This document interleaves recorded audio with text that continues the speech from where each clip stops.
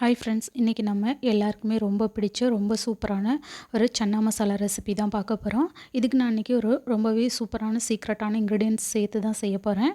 ரொம்பவே டேஸ்டியாக இருக்கும். வாங்க எப்படி செய்கிறதுன்னு வீடியோக்குள்ளே போய் பார்க்கலாம். ஃபஸ்ட்டு இந்த ரெசிபிக்கு தேவையான மசாலா ரெடி பண்ணிக்கலாம். அதுக்கு 1 டீஸ்பூனுக்கு சோம்பு, ஒரு 2 டேபிள் ஸ்பூனுக்கு கொத்தமல்லி விதை, ஒரு 1 டீஸ்பூனுக்கு கடலைப்பருப்பு, கொஞ்சமாக பட்டை, கொஞ்சமாக லவங்கம், ஒரு ஏலக்காய், காரத்துக்கு தேவையான வரமிளகாய் சேர்த்து நல்லா வறுத்துட்டு ஆற வச்சிடலாம். இப்போ இன்னொரு பேனில் ஒரு 2 டேபிள் ஸ்பூனுக்கு ஆயில் ஊற்றிருக்கேன். அதில் தாளிக்கிறதுக்காக கொஞ்சமாக சோம்பு, ஒரு பிரிஞ்சி இலையும் சேர்த்துருக்கேன். இது கூடவே நல்லா பொடி பொடியாக கட் பண்ண வெங்காயம், 2 பச்சை மிளகாய் சேர்த்துருக்கேன். இப்போது இது கூடவே கொஞ்சமாக கருவேப்பிலை, கொத்தமல்லி, புதினா இலைகளை சேர்த்து இந்த மாதிரி நம்ம வதக்கி விட்டுக்கலாம். கிளாஸ் கலர் வந்தால் போதும். இப்போது இந்த ஸ்டேஜில் இதில் நான் தட்டி வச்சுருக்க இஞ்சி பூண்டு பேஸ்ட்டை சேர்த்துக்கிறேன். இப்போது இது வதங்கிக்கிட்டு இருக்க அதே டைமில் நம்ம ஆல்ரெடி வறுத்து வச்சுருந்த மசாலாலாம் நல்லா ஆறிடுச்சு. இதை நம்ம ஒரு மிக்ஸி ஜாருக்கு சேர்த்து நல்லா ஃபைன் பவுடராக அரைச்சி எடுத்துக்கலாம். இப்போ இது கூடவே நான் ஆல்ரெடி வேக வச்சுருக்க சன்னா தால் சேர்த்துக்கிறேன். வெள்ளை கொண்ட கடலை தான் இன்றைக்கி சேர்த்துருக்கேன். இப்போ இதையும் சேர்த்துட்டு நல்லா தண்ணி ஊற்றி ஃபைன் பேஸ்ட்டாக இந்த மாதிரி அரைச்சி எடுத்துக்கோங்க. இப்போது நமக்கு இஞ்சி பூண்டு பேஸ்ட்டெல்லாம் நல்லா வாசம் மாறிடுச்சு. இது கூட இப்போது ஒரு தக்காளியை, மீடியம் சைஸ் தக்காளியை நல்லா இந்த மாதிரி பொடி பொடியாக கட் பண்ணி சேர்த்து வச்சுருக்கேன். தக்காளி நல்லா வதங்குறதுக்காக இது கூட கொஞ்சமாக உப்பு சேர்த்துக்கிறேன்.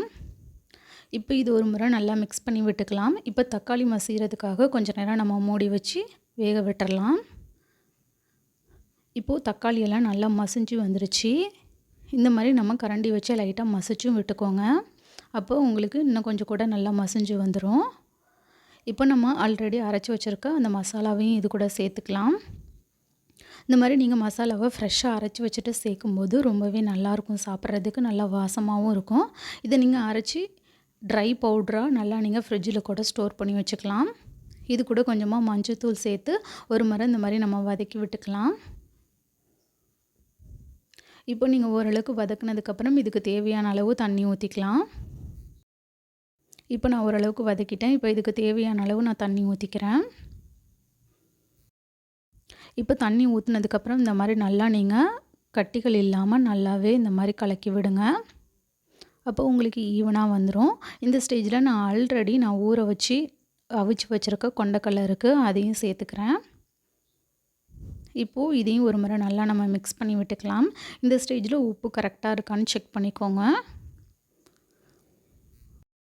தேவையான அளவு உப்பு போட்டுட்டு இப்போ இதையும் ஒரு லிட் வச்சு க்ளோஸ் பண்ணிவிட்டு ஒரு 2 நிமிஷம் போல் கொதிக்க விடலாம். ஆல்ரெடி மசாலாலாம் நல்லா வெந்து மசாலாங்கிறதுனால ஒரு 2 நிமிஷம் கொதிக்க விட்டால் போதும். உங்களுக்கு ஓரளவுக்கு திக் கன்சிஸ்டன்சி வந்துடும். இதை நீங்கள் அப்படியே வேணாலும் சாப்பிட கொடுக்கலாம். ரொம்பவே நல்லாயிருக்கும். நமக்கு திக்காக தான் இருக்கும். இல்லைனா இதை சப்பாத்தி, நான் இது கூட எல்லாம் சேர்த்துக்கலாம். இப்போ லாஸ்ட்டாக இதில் ஒரு துண்டு வெல்லம் போட்டுக்கிறேன். இது ரெசிப்பியை நல்லா என்ஹான்ஸ் பண்ணி கொடுக்கும். அதுக்காக தான் நான் வெல்லம் சேர்த்துக்கிறேன். அவ்வளோதான், ஒரு சூப்பரான சன்னா மசாலா ரெடி ஆகிடுச்சு. இதை நீங்கள் இந்த மாதிரி வெங்காயம் தூவி சர்வ் பண்ணலாம். அப்படியே வேணாலும் சாப்பிட்லாம். ரொம்பவே நல்லாயிருக்கும். இது சப்பாத்தி, நான், பரோட்டா எல்லாத்துக்குமே ஒரு சூப்பரான சைட் டிஷ்ஷாக இருக்கும். நீங்களும் ட்ரை பண்ணி பாருங்கள். தேங்க்ஸ் ஃபார் வாட்சிங். DD shine recipes and tips சேனலை லைக் பண்ணுங்கள், ஷேர் பண்ணுங்கள், சப்ஸ்கிரைப் பண்ணுங்கள். உங்களுக்கு இந்த ரெசிபி பிடிச்சிருந்துச்சுன்னா உங்கள் ஃப்ரெண்ட்ஸ் அண்ட் ஃபேமிலிஸ் கூட ஷேர் பண்ணுங்கள். பாய்.